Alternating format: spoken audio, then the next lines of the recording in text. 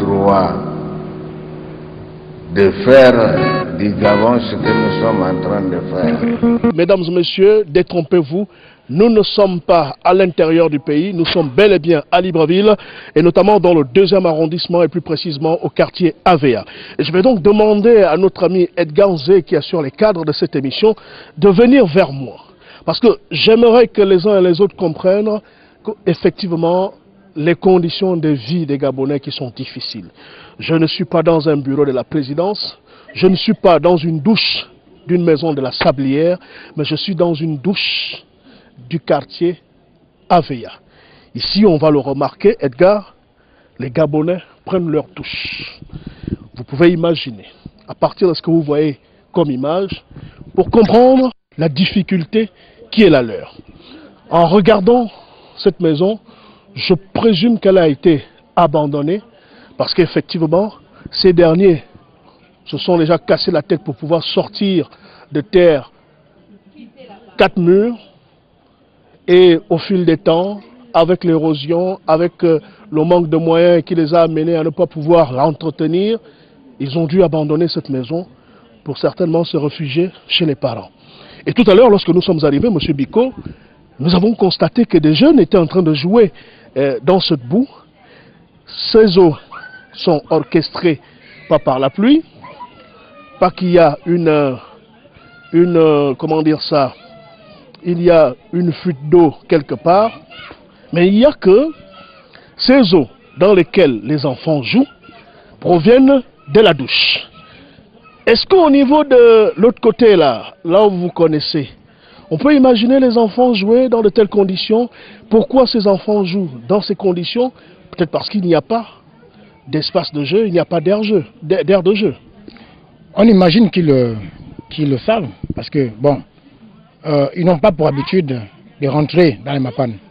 Donc on peut excuser le fait qu'ils ne le savent certainement pas. Mais au moins, on peut dire qu'ils suivent la télé. Ils ont des gens dans ces quartiers avec qui ils discutent tous les jours et qui leur disent la situation exacte et réelle de Mapan. Je regrette que les choses soient toujours en l'état et que les choses sont même de plus en plus en train de se dégrader. Vous avez pris l'exemple de cette maison et laissez-moi vous dire que dans cette maison, des gens y habitent. Ah! Oui, je vous le dis. Voilà, il y a 2 ou 3 familles qui y habitent. Dans cette maison, je le dis, il y a des gens qui y habitent, qui vivent là en permanence. N'est-ce pas? Et rien n'est fait. Bon, vous voyez que si au départ il y avait eu un plan d'urbanisation, parce que c'est bien beau qu'on veut accuser les populations. Si la répartition des richesses était rationnelle, certains Gabonais ne vivraient pas dans de telles conditions. Justement, apportez-moi l'expression. Finalement, cette répartition est faite comment? Bah, les plus riches s'engraissent de plus en plus. Les pauvres s'appauvrissent de plus en plus. Et donc, c'est une répartition inéquitable. J'aurais entendu M. Ali Bongo, chef de l'État du Gabon, dire un jour que dans son programme de société, qu'il y aurait dorénavant le partage des richesses. Le fameux partage. J'ai envie de comprendre, ou bien de lui poser la question de savoir, 4 ans après son accession à la magistrature suprême, qu'en est-il de ce fameux partage des richesses de notre pays? Parce que les richesses du pays n'appartiennent pas seulement qu'à une caste de personnes, elles appartiennent à toute la population gabonaise, n'est-ce pas? Et nous remarquons même que, au lieu que ces richesses-là soient partagées par les Gabonais, et comme si les Gabonais étaient déjà assez rassasiés, on nous amène d'autres compatriotes venus d'outre-mer ou d'autres continents pour venir partager ces richesses-là qui ne sont pas déjà bien réparties au sein de la population gabonaise elle-même. D'accord. Alors, ici, il y a toutes les difficultés du monde. Il y a un manque d'eau, il y a un manque d'espace de jeu pour les enfants, il y a un problème de route, il y a que les maisons sont désastreuses, et puis on va aussi remarquer avec désolation qu'ici, lorsqu'il pleut, tout le monde est dans l'eau. Nous ne demandons que ça, M. Ale Boris Sekoura, comme vous le dites si bien. Si Edgar peut bien nous filmer tout ce décor. Nous ne demandons que ça, les voies d'accès. Quand nous crions dans le Parlement de Mapan, c'est parce que nous voulons des voies d'accès dans notre espace vital. C'est parce que nous voulons que les enfants du Mapan puissent s'amuser ou jouer d'une manière saine et décente, qu'il y ait des aires de jeu, qu'il y ait, vous avez vu la distance entre l'école, le quartier dans lequel nous sommes, et où se trouve la première école à proximité. Alors, voici une maison qui a certainement été abandonnée à cause des inondations. Mais vous le remarquez bien, le journaliste fait bien de le filmer, c'est justement à cause de l'inondation. Et vous pouvez imaginer que quand il pleut ici, c'est pas la joie. Alors, Ali a été à Kingele. Il va généralement et régulièrement à la Sablière. Il fait beaucoup de tours dans la commune d'Akanda. Ici, nous sommes au centre-ville. Est-ce que vous pouvez espérer que ce dernier viendra peut-être faire un tour ici en passant, histoire de s'enquérir des conditions de vie des Gabonais qui sont difficiles, comme on le disait encore? Mais l'objectif pour nous, c'est justement cela. Qu'Ali vienne constater. Qu'Ali, si nous crions dans le Mapan, si nous crions pour dénoncer, pour interpeller les pouvoirs publics, c'est justement, ça nous fera le plus grand bien, le plus grand plaisir que de voir un jour M. Ali Bongo, chef de l'État, qui tient les leviers du développement du Gabon, venir constater lui-même, comme il a fait à Kingele, pas pour aller faire du semblant, pas pour aller faire du semblant, mais pour... Vous pensez qu'il allait faire du semblant à Kingele? Mais écoutez, 4 ans plus tard, qu'est-ce que Kingele est devenu? Il y a l'eau à Kingele désormais. Mais il n'y a pas que le problème d'eau à Kingele. Il y a le problème de logement, il y a le problème d'éducation, il y a le problème d'épanouissement de la jeunesse, il y a le problème de vie quotidienne, c'est-à-dire celui-là qui n'arrive pas à trouver le pain quotidien pour nourrir sa famille, n'est-ce pas? Donc il y a une multitude de problèmes qui doivent être pris en charge par l'État, n'est-ce pas? Nous demandons que l'amélioration, nous ne demandons pas ce que nous devenons comme la Sablière, nous demandons un tant soit peu l'amélioration des conditions de vie dans les Mapan. Voilà, et ici, comme on l'a dit, la vie est non seulement difficile, et désormais elle devient impossible, monsieur. Comment vivez-vous ici? Comment faites-vous pour vivre ici? Quand on sait qu'à chaque consultation électorale, il y a des gens qui viennent vous voir, qui sollicitent vos voix, et ces gens sont souvent élus, ils vous promettent des choses, ils vous promettent mondes et merveilles, mais une fois élus, ils disparaissent. Nous ici, nous vivons un monde... on ne sait pas comment il faut dire. Même au campement, les gens vivent bien. Et pourtant, vous êtes à Libreville, hein? Oh, exactement. Et plus au deuxième arrondissement, hein, ça veut dire que après le premier et le deuxième, c'est nous ici. Voilà. Nous vivons des calvaires. Nous vivons avec ça, ce que vous voyez au jour d'aujourd'hui. Mais ce qui est bizarre avec les gens que nous élisons, on ne voit pas cette amélioration-là. Moi, je ne sais pas où ça avance, où ça recule. Donc, pratiquement, quand vous constatez, vous voyez les dégâts. Vous voyez, pratiquement... On peut rentrer si ça ne vous dérange pas. Oh, mais pourquoi pas? Alors, ici, qu'est-ce que c'est? Un banja? Un temple? Ou... Non, ici, c'est pas un banja, ici, c'est une maison. Ça occupe plus de 7 chambres. Pratiquement, oui, c'est un monsieur, un père de famille qui nourrit pratiquement du côté paternel, maternel. Mais nous vivons les calvaires. Donc, au fur et à mesure, la maison ne fait que s'abaisser. Elle était très haute. Ouais, mais nous vivons avec ça. Voilà, mesdames et messieurs, l'émission Les choses du pays va au fond du détail. Nous allons là où les autres n'y vont pas. Et nous commençons là où les autres s'arrêtent. Nous allons certainement avoir un petit problème de lumière, mais c'est aussi notre manière à nous de vous présenter clairement les situations pour que ceux qui dirigent le Gabon et qui disent qu'ils ne seront heureux que lorsque les Gabonais seront heureux, constatent l'effectivité de la souffrance des Gabonais. Allons-y voir et touchons du doigt. Madame, bonjour. Bonjour. Alors, ici, comment faites-vous pour vivre? Parce que ça doit être compliqué et difficile. Hein? C'est trop complexe, ça dit qu'il n'y a même pas un mot à dire, quoi. Vous constatez seulement. Alors, ici, qu'est-ce que c'est? Nous sommes là dans un couloir. Bonjour. Bonjour. C'est quoi là, la cuisine? C'est une chambre. Une chambre? Oui. Il y a des gens ici? Oui, il y a des gens. Et comment font-ils pour accéder à leur chambre? Edgar, filme-nous un peu ce décor. Comment ils font pour accéder à leur chambre? Parce qu'on remarque qu'il y a de l'eau partout. Monsieur, comme vous constatez, ils ne vivent même plus. Obligés d'abandonner cette chambre-là pour aller se référer un peu ailleurs. Mais il y a des choses à l'intérieur. Exactement, pourquoi pas? Mais voyez-vous, c'est tout un dégât matériel. Hein? Voilà. Et qu'avez-vous à dire, madame, s'il vous plaît, qu'avez-vous à dire à ceux qui veulent votre bonheur, à ceux qui veulent être heureux et qui ne seront heureux que si vous êtes heureux? Venez à la lumière, s'il vous plaît. Nous vous écoutons, madame. Madame, vous avez perdu la parole? Je n'ai pas perdu la parole. Pourquoi j'ai perdu la parole? Je suis une Gabonaise, comme tout le monde. Voilà. C'est comme c'était le président aussi de la République. En 2009, vous avez bien voté. Voilà. Je ne vous demande pas qui vous avez voté, mais vous avez voté. On a voté comme d'habitude. 2011, vous avez voté. On a voté. 2013, vous avez voté. On a voté. Est-ce que vos conditions de vie se sont améliorées? Est-ce que quelque chose a changé dans votre façon de vivre, dans votre environnement? Rien. Comme vous le constatez. C'est pas normal. Vraiment, nous sommes très fatigués. Fatigués. Chez nous, au Gabon.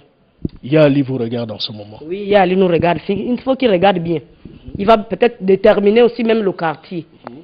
S'il pourra faire quelque chose. C'est ce qu'on veut. Qu'avez-vous à lui dire? Mais c'est pour venir soutenir tout le monde comme ça se doit. Pas seulement le haut lieu comme eux-mêmes là-bas, ils vivent mieux. Et pas que de nous vivre dans les mapanes. Nous tous, nous sommes des humains. C'est ce qu'on veut.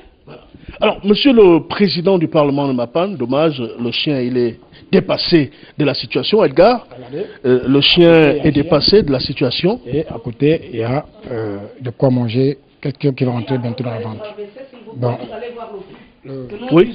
Parce qu'il y a un problème. Montrez-nous où vous puisez l'eau que vous... Alors, vous puisez l'eau où? Nous puisons de l'eau juste à côté là, monsieur. Voilà, ici, il y a déjà un canal. Je présume qu'il a été fait par les populations, histoire de canaliser les eaux. Et nous allons un peu plus en profondeur, mesdames et messieurs. Nous sommes au cœur du Mapan, avec les Mapaniens, mais aussi avec le président du Parlement de Mapan. Et c'est ici que les populations de cette zone s'approvisionnent en eau pour se laver, pour boire, pour préparer et surtout pour tout faire. Madame, venez s'il vous plaît, venez. Alors, pratiquement ici, c'est un puits, comme vous le constatez. C'est ici, nous on puise de l'eau. Quand il y a coupure d'eau dans les pompes là-bas, publiques, nous on boit cette eau, on mélange un peu l'eau de javel pour à ce qu'on fait bouillir. Après on met un peu au frigérateur pour que nous buvions cette eau-là. Voyez-vous? Est-ce que les enfants sont en bonne santé? Est-ce que vous-même vous êtes en bonne santé en consommant cette eau? Vous-même, vous voyez, quand vous voyez comme ça, vous voyez que les enfants seront en bonne santé?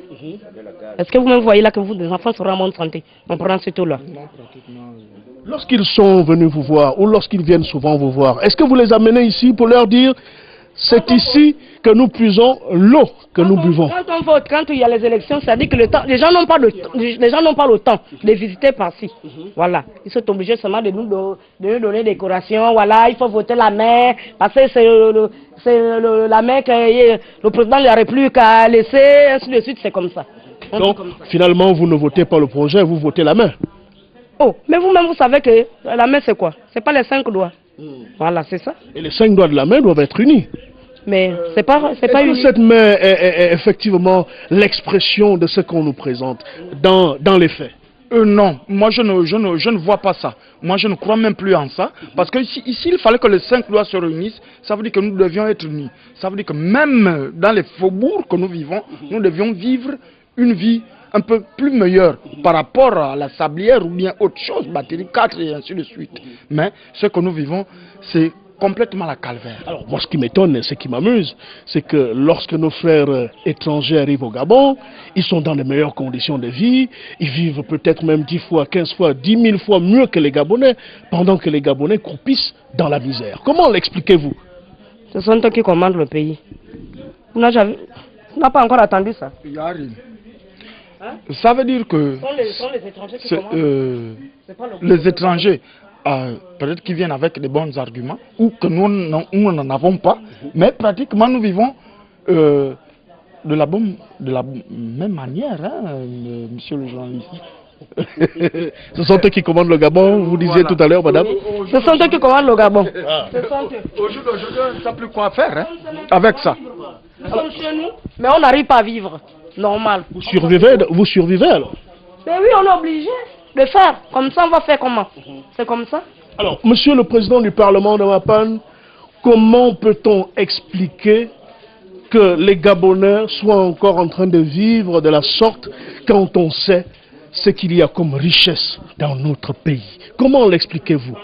Mauvaise redistribution ou alors manque de volonté? Ben, on va dire que c'est un manque de volonté. J'ai même envie de dire que c'est fait exprès.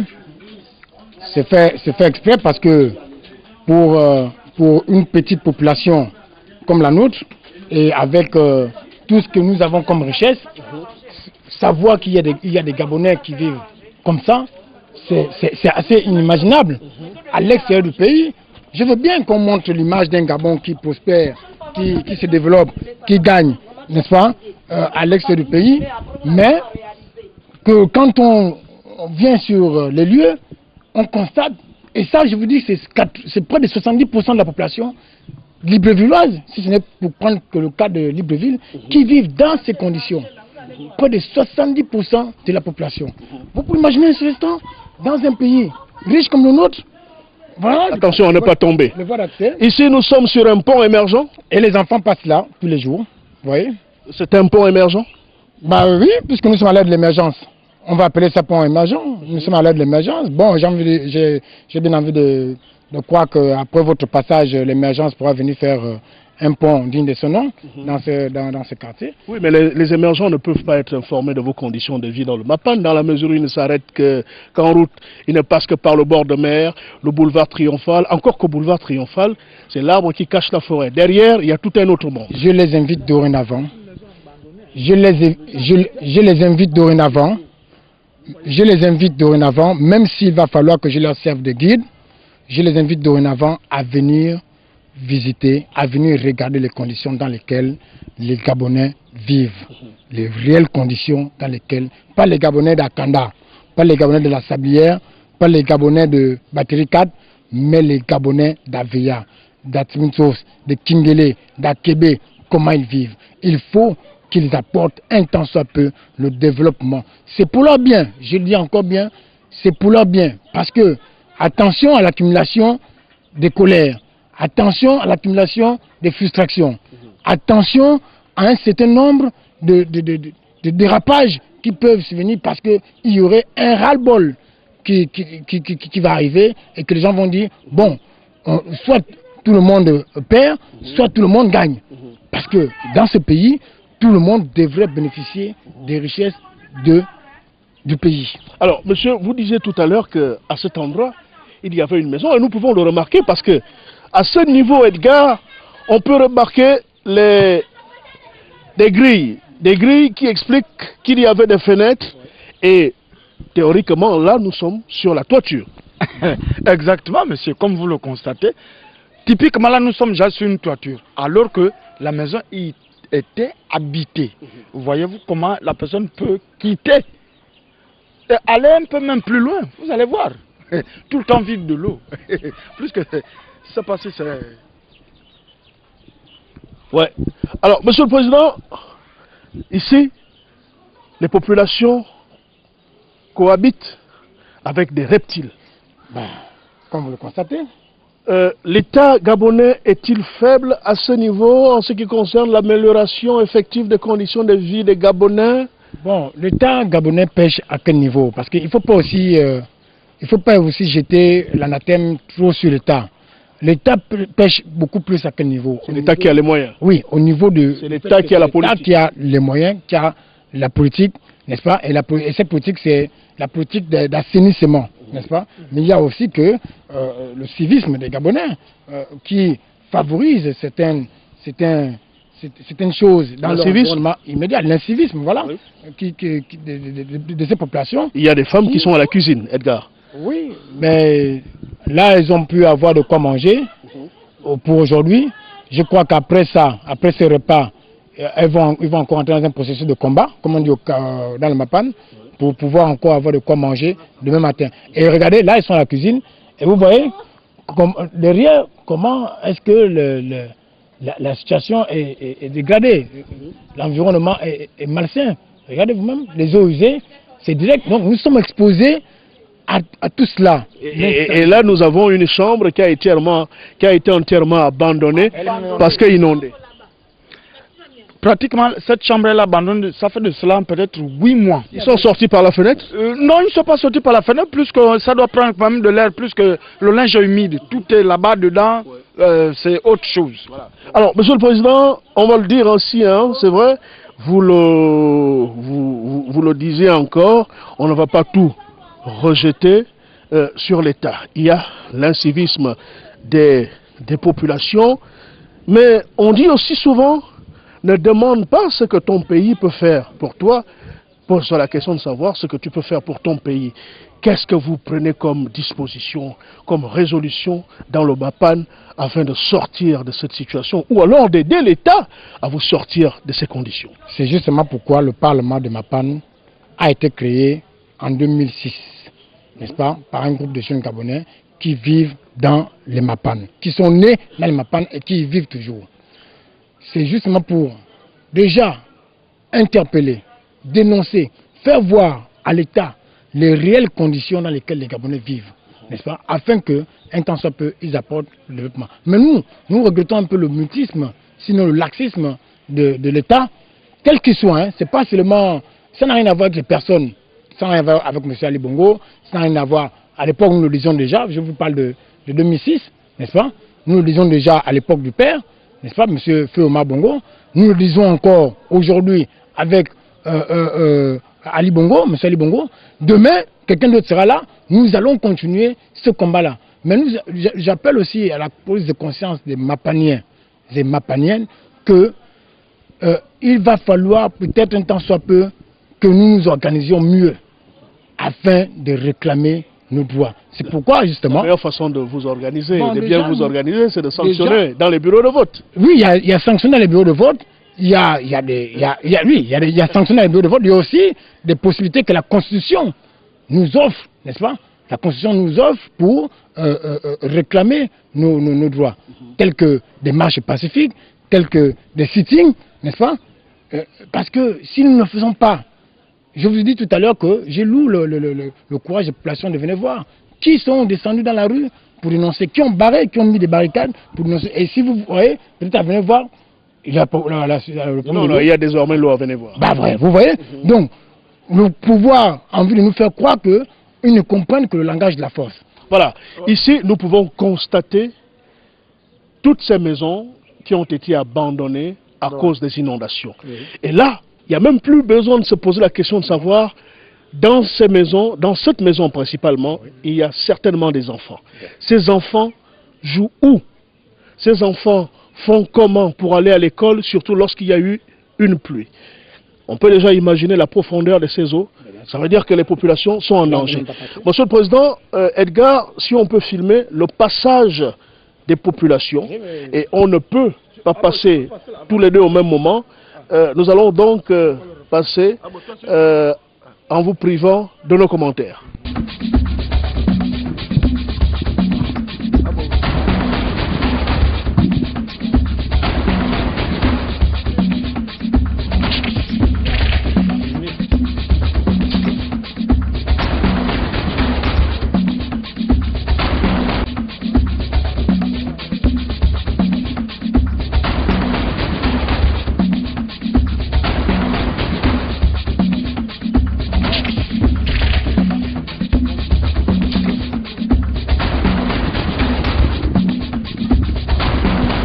Vous avez remarqué la gymnastique que nous avons dû faire pour arriver à cet endroit et imaginez ceux qui habitent ici et qui passent par là tous les jours et avec ce qu'il y a comme risque. Papa, bonjour. Bonjour, papa. Alors, nous sommes dans votre quartier et nous avons bien remarqué qu'il y a toutes les difficultés du monde à vivre ici. Vous êtes dans des conditions de vie difficiles. Au sommet de l'État, on dit qu'on veut améliorer les conditions de vie des Gabonais. Mais apparemment, on a l'impression que ce n'est qu'une vue de l'esprit, ce ne sont que des paroles. Oui, mais le problème est que ce que vous dites est réel. Depuis que nous sommes là, je suis là presque depuis 83. Hein. Vous voyez que les maisons de mes frères abandonnées, c'est qu'ils n'ont pas pu supporter le coup. Donc à chaque fois qu'il pleut, les eaux rentrent dans les maisons et jusqu'à là, vraiment, on ne sait plus qu'est-ce qu'il faut faire. Bon, il y a au moins plus de 3 ou 4 comment on appelle ça, les intervenants qui viennent nous poser toujours les mêmes questions, mais on n'a jamais eu une solution. Alors là, vous voyez, quand il pleut, ça dit que là, même là, on peut avancer. Oui, oui, venez. On va aller doucement. Hein. Vous maîtrisez certainement le tronçon. Vous voyez, ici, je suis obligé de faire un demi-pont pour permettre à la famille de partir de là, de circuler et rentrer à la maison. Vous voyez, et vous installez le linge où? Mais justement, c'est-à-dire que le séchoir que vous voyez là, on ne l'utilise plus parce que les gens ne peuvent même plus passer par là.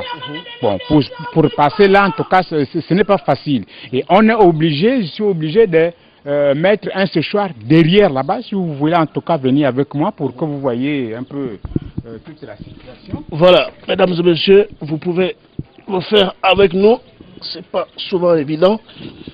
Voilà. Bonjour. La cuisine, une fois quand il pleut. On peut voir? Oui, allez. Alors, on va aller à la cuisine. La cuisine, quand il pleut, en tout cas, la cuisine est inondée. Oui. Il faut pêcher. Prendre un temps de pêcher, voilà. Tout ça là, tout ce que vous voyez là, c'est l'eau qui sort sous-sol, hein, le sous-sol. Et aussi, il y a des fissures là au mur.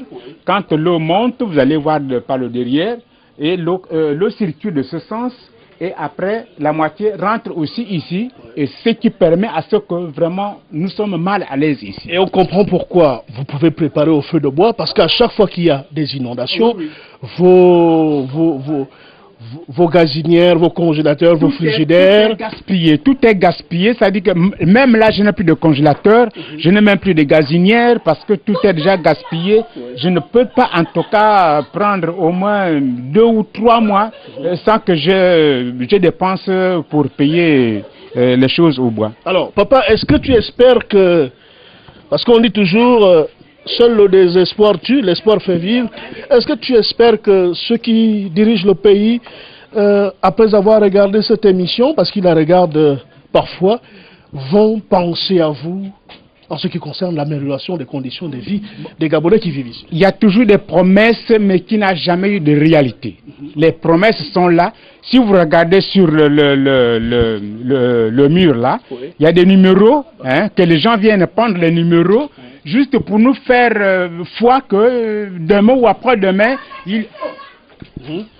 Voilà, il faut mettre de l'eau très rapidement. Il faut verser de l'eau. Oui, monsieur le président, vous voyez que c'est pas souvent facile. Ben, c'est pas évident, hein. Vous voyez que Donc, les risques sont nombreux. C'est pour vous dire que... On a failli assister à... Voilà, justement. Non, mais sinon ça devait être bien passé parce que... Mais oui, ce sont des histoires comme ça. Vous voyez, c'est-à-dire qu'au fur et à mesure où on remble, le sol ne fait que monter et ça coince contre le toit. Vous voyez. Et là, on va remarquer que ces maisons... Ce sont... Oui, même toutes ces maisons-là se sont affaissées. Avant que les propriétaires ne viennent enlever les toits, vraiment, il y a au moins 1 ou 2 mètres sous-sol, déjà. Bon, allons maintenant... Alors, les enfants jouent où, ici? Bon, mais les enfants ne peuvent pas jouer, ils ne peuvent plus jouer, c'est-à-dire que les enfants sont comprimés. Vous voyez, sur place. Si je n'avais pas fait cette petite place-là, les enfants ne devaient pas, en tout cas, avoir le temps de jouer. Regardez, tout le temps, il faut que j'ai du ciment pour... Parce qu'on ne sait jamais à quel moment il va pleuvoir. Voilà, c'est justement ça. Voilà. Ça, ce sont les dégâts que vous voyez. Hein? C'est-à-dire que la pluie du 4 juin 2012, il y a eu, comment on appelle ça, l'inondation, et tous les coussins se sont vraiment mouillés. Regardez ici, c'est-à-dire que là, comme il a plu, maintenant là, il faut que j'enlève ce sable-là pour ne pas provoquer l'inondation dans la maison. Vous voyez. Alors, papa, quand on regarde un peu la maison, j'ai dû remarquer quelques képis. Papa a servi l'État gabonais.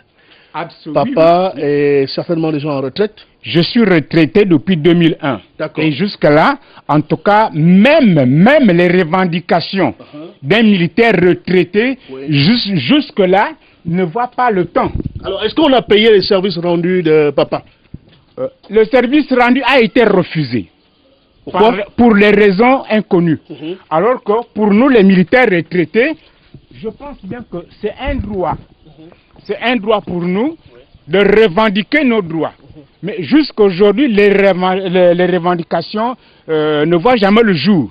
Bon, maintenant, ici où vous voyez, c'est mon oncle qui avait cette maison. C'était une maison en planche. Là, vous voyez même les signes qui restent là. C'est-à-dire qu'il est parti parce qu'il ne pouvait plus. Et ce que j'ai fait là, c'est moi qui l'ai fait pour ne pas permettre que l'herbe vienne étouffer justement mon mur.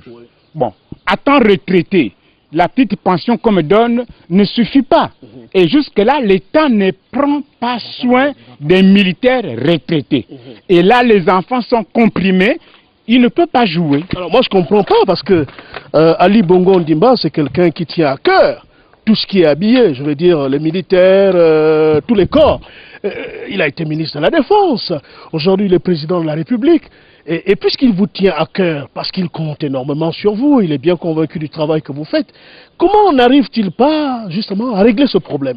Justement, ce problème, c'est un problème qu'on ne peut plus comprendre, parce que s'il faut voir, le président actuel connaît ce dossier.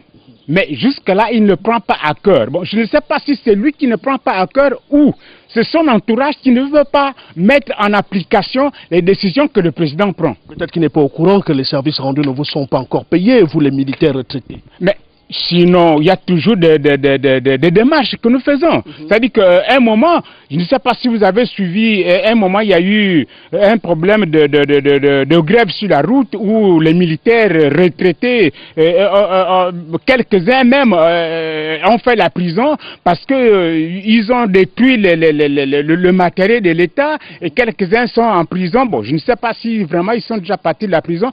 C'est parce que le président connaît ce problème. Mais il ne veut pas tout simplement vraiment mettre au point le besoin des militaires retraités. Est-ce qu'on n'estime pas que vous n'êtes plus utile à la nation? Vous êtes retraité, donc on n'a plus besoin de vos services. Bon, mais si ça peut être dit, interprété de la sorte. Bon, mais là, je ne sais pas trop, mais c'est que je connais que le président Ali Bongo prend soin de ses militants, surtout retraités. Mais il manque un traitement entre son entourage et nous qui attendons ce bénéfice-là. Très bien. Alors, papa, vous êtes retraité. Vous vivez avec combien par mois? Bon, vraiment, c'est trop maigre.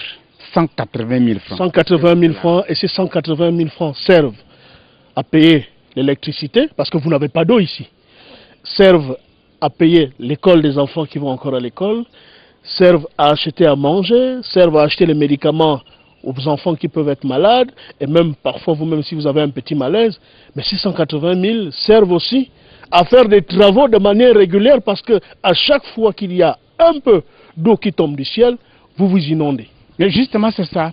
Puisque c'est avec les 180 000 francs que nous essayons de vivre. Bon, aujourd'hui, les enfants, à partir de 16 ans, en tout cas, l'enfant n'a plus besoin d'être payé par le salaire. Bon, donc, je n'ai même plus un enfant qui vient. Et là, je suis à bout de mes forces. Est-ce que papa est heureux? Parce qu'Ali a dit, moi je ne serai heureux que lorsque les Gabonais seront heureux.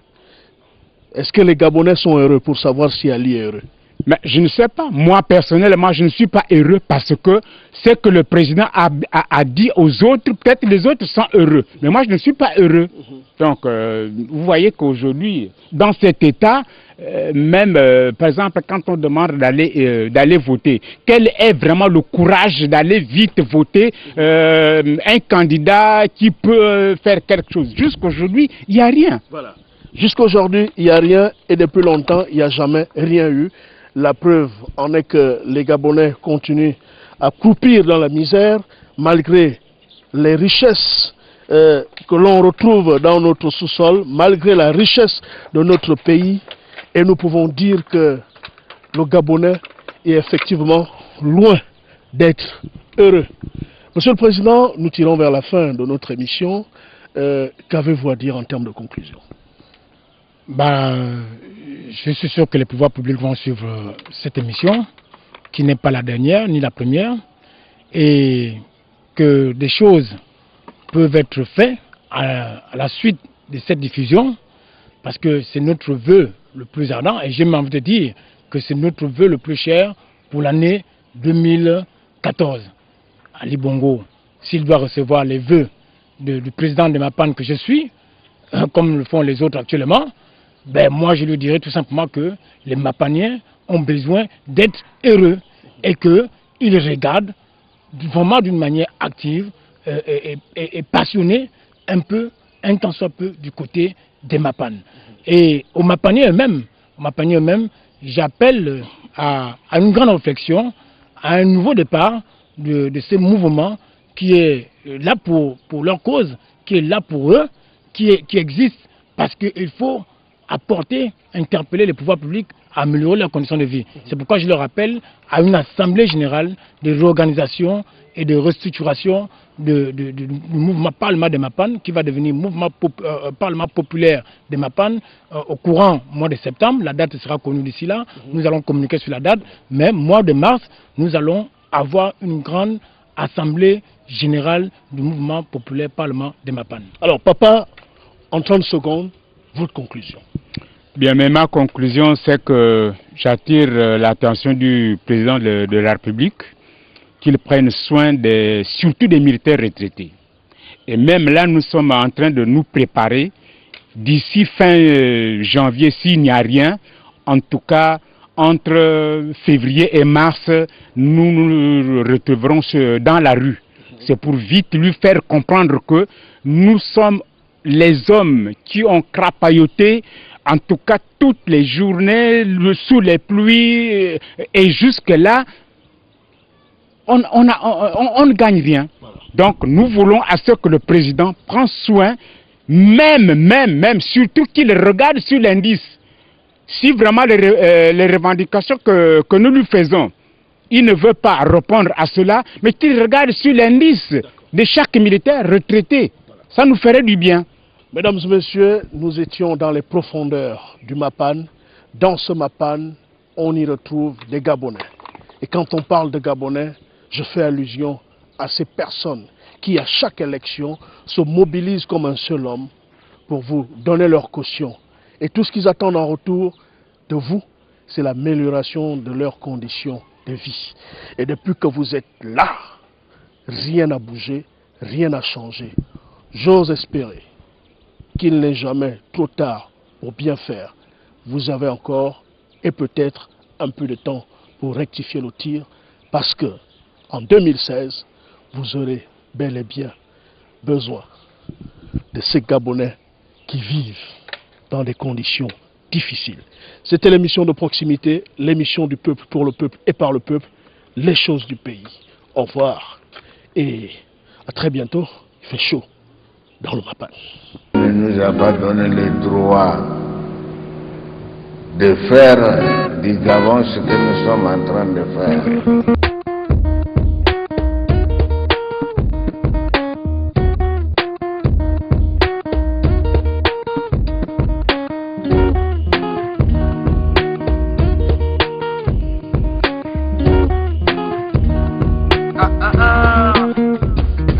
Quand le confort de l'or accorde autant de largesse, l'intelligence tourne le dos à la sagesse. Pays béni des dieux, y a tout mais tout manque. La politique cache dans ses poches toutes les banques. Pitié, pitié, vraiment pitié.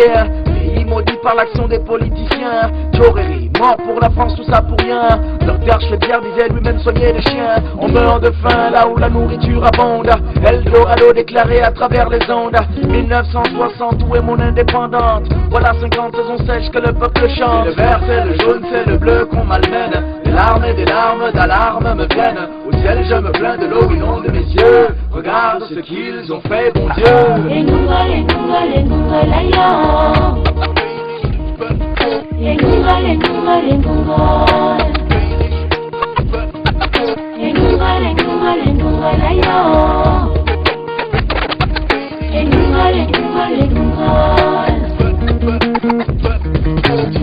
Nous, on a ni les gratte-ciel, ni le métro, ni la bombe atomique, mais par contre, on peut se vanter, nous, d'avoir inventé le vaccin contre la honte. Hé Gabon, pauvre de nous, pitié de nous, tes poissons meurent de soif dans les eaux de l'Ougoué. Du bois sur des centaines de milliers de kilomètres, mais incapable de produire même une tige d'allumettes. Drapeau français, base militaire française, danser, penser, parler que français. Mais comment sincèrement penser, avancer, dès lors qu'on a balancé l'héritage des ancêtres? Même les rouges, les trous, partout, partout, où la boue, hommage à tous nos mardis, nous la boue, la tête debout, mais tout le corps à genoux. De l'or, du pétrole et tout, mais on fouille, fatigué, l'argent est où est le peuple? Les panthères noires pleurent, la honte ne tue plus, mais nos espoirs meurent.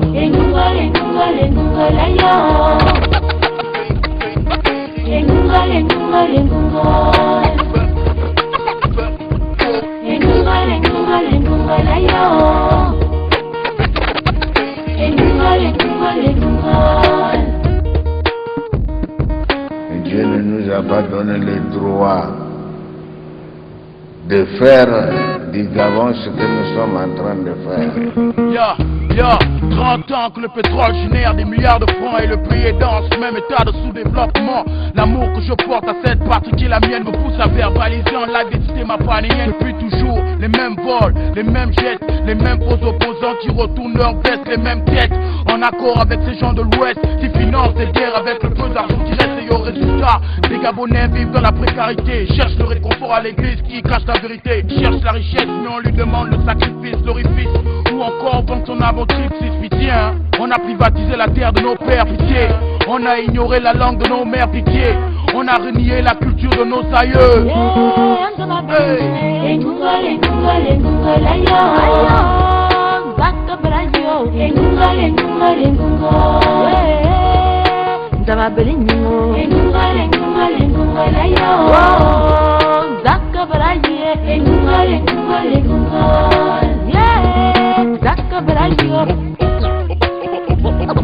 Au pays de la devise et de la débrouillardise. Au pays de la devise et de la débrouillardise. Au pays de la devise et de la débrouillardise. La débrouillardise.